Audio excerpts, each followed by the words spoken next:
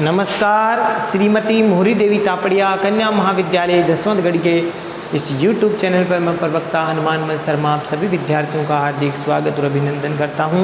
प्यारे विद्यार्थियों, BA द्वितीय वर्ष की कक्षा में हिंदी साहित्य विषय के अंतर्गत रीतिकालीन काव्य जो आपका प्रथम प्रश्न पत्र है, उसमें हम विगत वीडियो से प्यारे विद्यार्थियों कवि देव यानी देवदत्त द्विवेदी जी के महत्वपूर्ण पदों की व्याख्या कर रहे हैं। तो प्यारे विद्यार्थियों, कवि देव के महत्वपूर्ण पदों की व्याख्या जो कि इनके ग्रंथ जीवन सार सुधा शीर्षक से उद्धृत है। तो आज का जो पद है वो देखिए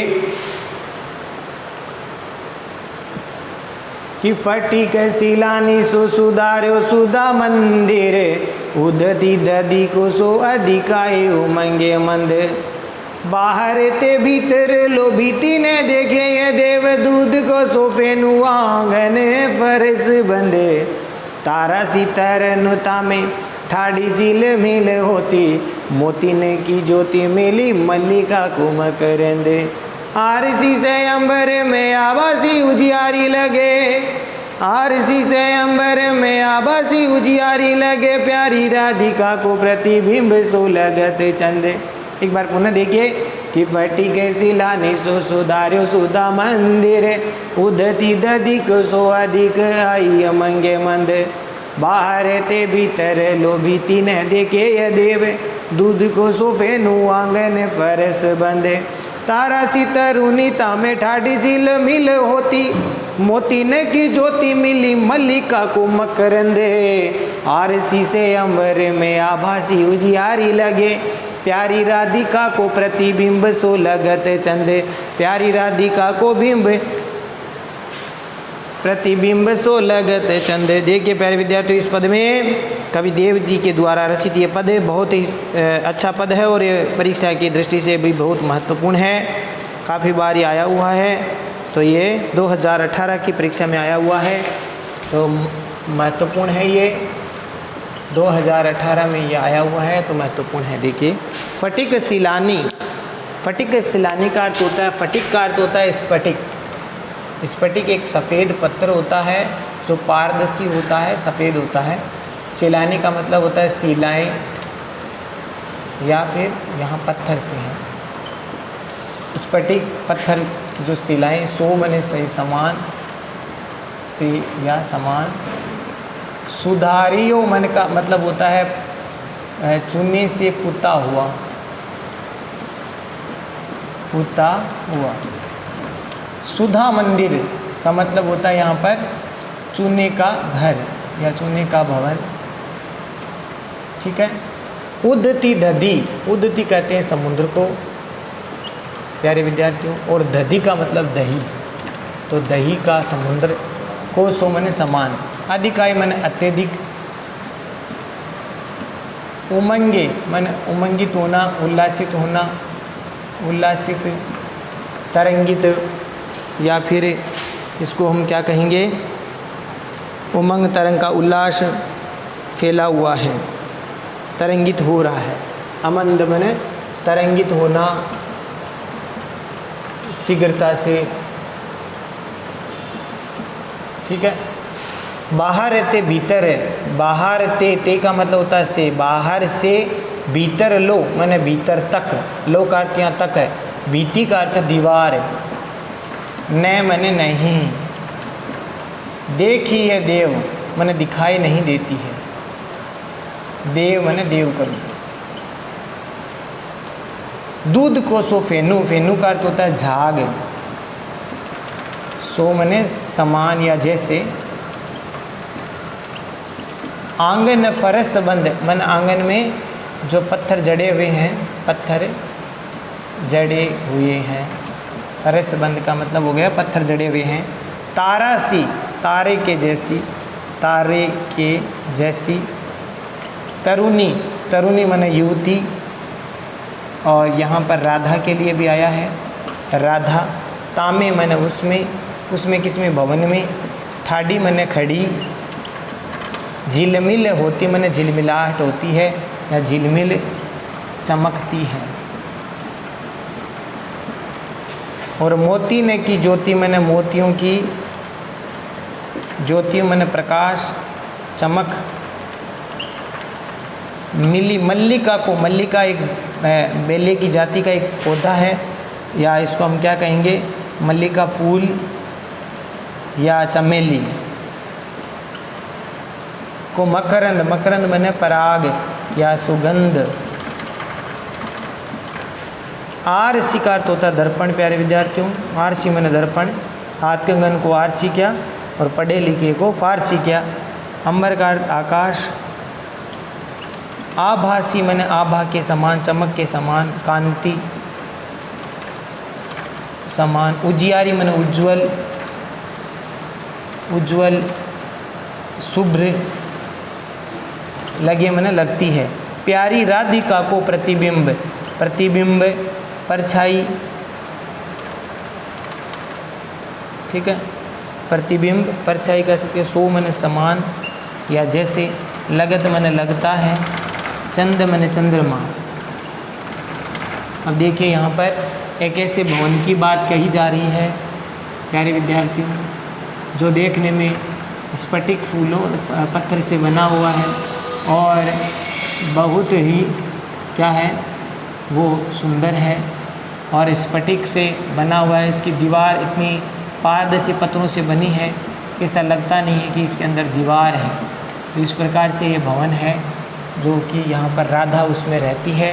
तो इस प्रकार से यहाँ पर अर्थ देखिए इसका। अब फटिक सीलानी सो सुधार्य सुधा मंदिर उद्धति दधि को सो अधिकाई उमंगे अमंदे। अर्थात प्रसंग में आप लिखेंगे प्रस्तुत पद्यांश कवि देव द्वारा रचित जीवन सार सुधा शीर्षक से उद्धृत है, और इसमें एक वस्तु सौंदर्य के द्वारा नायिका राधा के सौंदर्य का चित्रण कवि ने यहाँ पर श्रृंगार भावना से व्यक्त की है, चित्रण किया है, और उसमें श्रृंगार भावना व्यक्त की है। कवि देव यहाँ पर कहते हैं कि स्फटिक पत्थर के समान, किसके समान, फटिक शिलानिसो यानी स्फटिक पत्थर के समान, सुधार्यो सुधा मंदिर, सुधा का मतलब यहाँ पर अमृत के समान, ठीक है। तो चूने से पुता हुआ जो शुभ्र प्रासाद, या इसको महल हम कह सकते हैं, ठीक है, भवन कह सकते हैं, प्रासाद कह सकते हैं, महल कह सकते हैं। तो इस प्रकार से ये जो चूने का बना हुआ जो महल है या चूने का बना हुआ जो भवन है वो बहुत ही उज्जवल लग रहा है। किसकी तरह लग रहा है, स्फटिक पत्र के समान। एक ऐसा भवन है जो कि चूने से पुता हुआ है और वह इतना सफ़ेद लग रहा है जैसे स्फटिक पत्र के समान है। स्फटिक पत्र मैंने बताया आपको प्यारे विद्यार्थियों कि वो एकदम से शुभ्र रंग का होता है, उज्जवल रंग का होता है, एकदम सफ़ेद होता है, पारदर्शी पत्थरों से बना हुआ होता है, स्फटिक पत्र होता है। तो उसी प्रकार से यहाँ स्फटिक पत्र के समान शुभ्र जो प्रसाद या जो महल है या भवन है वो चूने से पुता हुआ होने से बहुत अधिक क्या लग रहा है, उज्जवल लग रहा है, सुशोभित हो रहा है, बहुत ही सुंदर शुभ्र लग रहा है। और वह दही के सागर की तरह, किस तरह, उद्धति दधि को सो यानी दही के सागर की तरह वह जो भवन है वो यहाँ पर किसके समान बताया है, दही के सागर की तरह, दही के सागर के समान। जैसे दही सफ़ेद रंग का होता है, उज्जवल होता है, उसी प्रकार से यहाँ उपमा दी है उस महल को कि वो इतना सफ़ेद है कि दही के सागर की तरह मानो अत्यधिक क्या हो रहा हो, सो अधिकाई उमंगे अमंद यानी अत्यधिक रूप से तरंगित हो रहा हो, शीघ्रता के साथ में उल्लासित होकर के तरंगित हो रहा हो, लहरें लहरें उसमें आ रही है। तो इसी प्रकार से वह घर है वो चूने से पुता हुआ महल है वो इतना सुंदर दही के सागर के समान अत्यधिक तरंगित हो रहा है। फिर देखिए प्यारे विद्यार्थियों वह बहुत ही उज्जवल सुशोभित हो रहा है, दिखाई दे रहा है। और वह जो शुभ्र मकान है या भवन है वह उसकी जो उमंग है, तरंग है, उसका उल्लास वो चारों तरफ फैला हुआ है। कवि देव कहते हैं कि उस घर की, उस महल की बाहर ते भीतर लो भीति न देखे देव, कि बाहर से लेकर भीतर तक कोई भी दीवार नहीं दिखाई देती, यानी वो इतना पारदर्शी लगता है कि ऐसा उसमें दीवार है वो दिखाई नहीं देती। तो घर में बाहर से लेकर भीतर तक मानो एक भी दीवार नहीं दिखाई देती, वो इतने पारदर्शी पत्थरों से जड़ा हुआ है, बहुत सुंदर लग रहा है। और आगे यहाँ पर कवि कह रहे हैं कि दूध को सो फेनू फैलो आंगन है फरस बंद, उस घर का जो आंगन है, फर्श है वो इतने सुंदर पत्रों से जड़ा हुआ है कि ऐसा लगता है जैसे दूध के झाग वो आंगन में फैल गए हो। तो दूध के से झाग के समान, दूध के से फैन के समान वहाँ पर पत्रों से जड़ा हुआ आंगन है वो लग रहा है। वो उस कवि देव यहाँ पर कह रहे हैं कि पक्के सफ़ेद पत्रों से जड़ा हुआ आंगन ऐसा लग रहा है कि मानो जैसे चारों ओर दूध के जो शुभ्र या सफ़ेद निर्मल फैन या झाग है वो फैले हुए हों। और उस समय उस शुभ्र घर में, उस सुंदर से उज्जवल घर में तारा सी तरुणीता में ठाडी झील मिल होती। उस सुंदर से घर में तारा के समान, जैसे तारा सफ़ेद रंग का होता उज्जवल होता है, तो तारे के समान वहाँ पर नायिका या युवती राधा है, वह तारों की तरह उस घर में खड़ी खड़ी उज्ज्वलता से चमक रही है, झिलमिला रही है। यहाँ पर उस महल में या उस प्रासाद में जो कि बड़ा उज्जवल है, सफ़ेद है और पारदर्शी है, और उस शुभ्र घर या महल में वहाँ पर युवती राधिका खड़ी खड़ी चंद तारे के समान जगमगाहट उसकी हो रही है, झिलमिला रही है।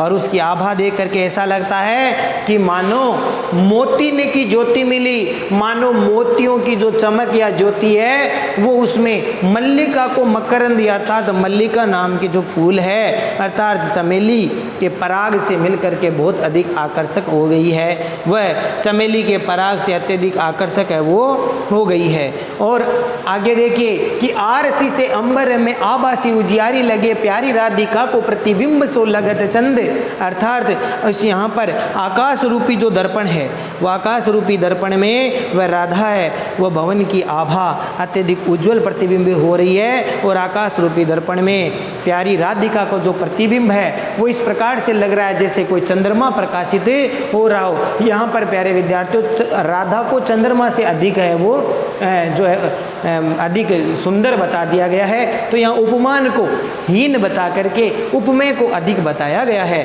तो इस प्रकार से यहाँ पर प्यारे विद्यार्थियों राधिका का जो प्रतिबिंब है वो आकाश रूपी दर्पण में उल्टा पड़ रहा है। यहाँ पर उसे भवन में खड़ी राधिका का जो मुखमंडल है वो इतना सुंदर उज्जवल है कि उसका प्रतिबिंब ही चांद के रूप में आकाश रूपी दर्पण में पड़ रहा है। तो प्रतिबिंब चंद्रमा की तरह अत्यधिक मनोरम लग रहा है। तो ये था प्यारे विद्यार्थियों इसका अर्थ। विशेष वाले पॉइंट में आपको लिखना है कि यहाँ पर कवि ने अपने वस्तु चित्रण के द्वारा अपनी भावाभिव्यक्ति प्रस्तुत की है।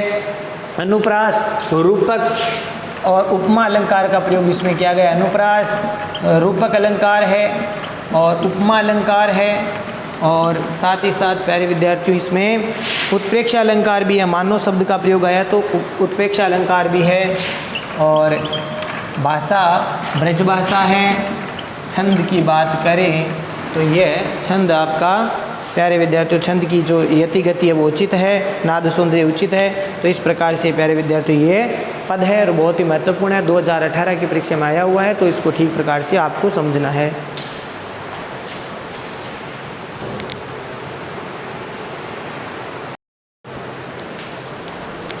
तो प्यारे विद्यार्थियों आज के लिए बस इतना ही। अगले वीडियो में पुनः उपस्थित होंगे। कवि देव के महत्वपूर्ण पदों की व्याख्या को जो जीवन सार सुधा काव्यांश से लिया गया है, तो उन पदों को फिर से हम आगे के जो महत्वपूर्ण पद उनको लेंगे। तब तक के लिए इस पद को आप ठीक प्रकार से पढ़ें, समझें, इस व्याख्या को ठीक से समझें, अर्थ ग्रहण करें और नोट्स बनाइए। चैनल को लाइक, शेयर और सब्सक्राइब कीजिए। जय भारत, जय हिंदी। धन्यवाद विद्यार्थी।